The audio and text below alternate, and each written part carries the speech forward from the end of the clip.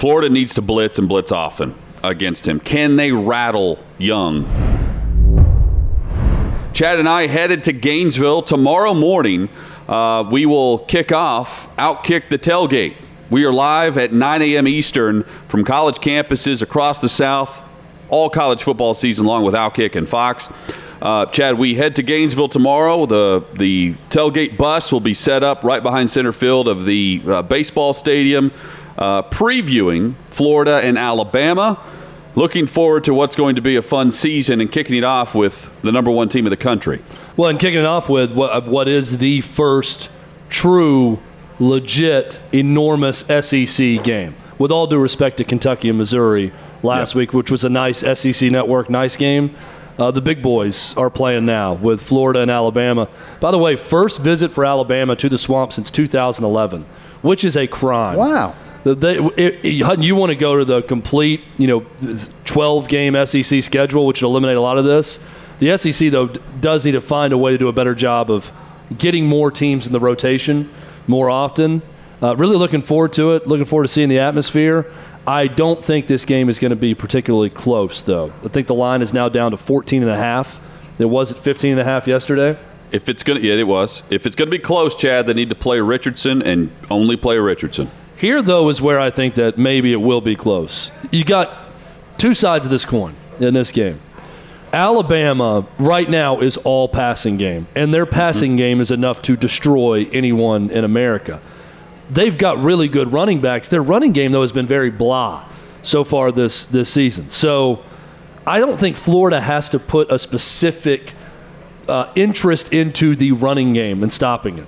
So defensively, Florida's got some guys that could do some things against Alabama's passing attack.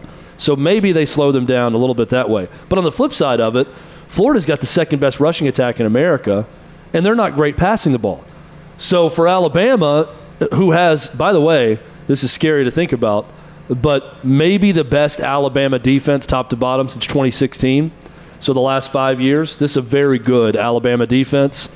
Their whole emphasis is on stacking it up and making sure either Richardson or Jones can't get out and get going in the open field, running from the quarterback position. Miami and Mercer are who Alabama has played so far. So let's just put this in perspective as I go through some of Bryce Young's stats.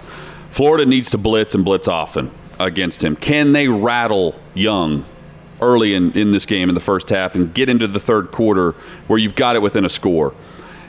57% completion percentage against the blitz. And while you can say, okay, that's not terrible, that's 11th in the SEC currently against the blitz. So that's Bryce Young right now. He's also 1 of 10 on throws beyond 20 yards or more. He's only completed one pass where the ball's over 20 yards in the air. So it's a lot of catch and run. Can they force the deep ball from Young and make some plays and get some takeaways? That is crucial for the Alabama quarterback, who's been good. He has 7 touchdown passes, no interceptions, but it's not like they're hitting the massive plays. They are very efficient. Can Florida rattle him? That's option 1, and then option 2 to stay in the game, to me, is playing Richardson. Do we expect both quarterbacks? At Florida? Yeah. Yes, oh, yeah. Mullen has said that. And does it totally tell what they're doing when they're on the field? Richardson more of a runner? No, because they're both dual threat guys. I mean, both. I would even say right now both would prefer to run before pass as a quarterback. So I think they're both very similar. Yeah. Richardson is the better overall athlete. Emory Jones has more experience. I mean, I really think it's as simple as that, breaking it down. Hudden, you mentioned that 1 for 7 with passes over 20 yards in the air. 1 for 10. 1 for 10 now. Just looking at the Miami game, because I really don't take much at all against Mercer, even though they were 55-point favorites and won by 34, which I know has Alabama fans up in arms. I've listened to 2 different podcasts getting ready for this game. Yeah. One from an Alabama perspective, one from a Florida perspective. And the Alabama, I mean, it is amazing what people who cover Alabama now have to get furious about. Like, they are so concerned with penalties and a 34-point win over Mercer that it's just – these kids think they just put on that Alabama helmet and that's good enough to win. Well, I'm here to tell them Coach Saban's right, and there's no way they can just put on that helmet, roll out, and win games. They got a lot of waking up, and I'm thinking, you're going to be fine, and you're fine against Mercer also. But that Miami game specifically, the Bill O'Brien influence on this offense, and we've seen it a lot with Alabama in recent years, 28% of their plays in that game were either bubble screens or RPOs. So more than a quarter of their offense is very much the quick passing game. Quick strike, quick attack, throwing it out quickly. So the percentages deep down the field and taking shots not good right now for Bryce Young, but they've been very effective with that screen game.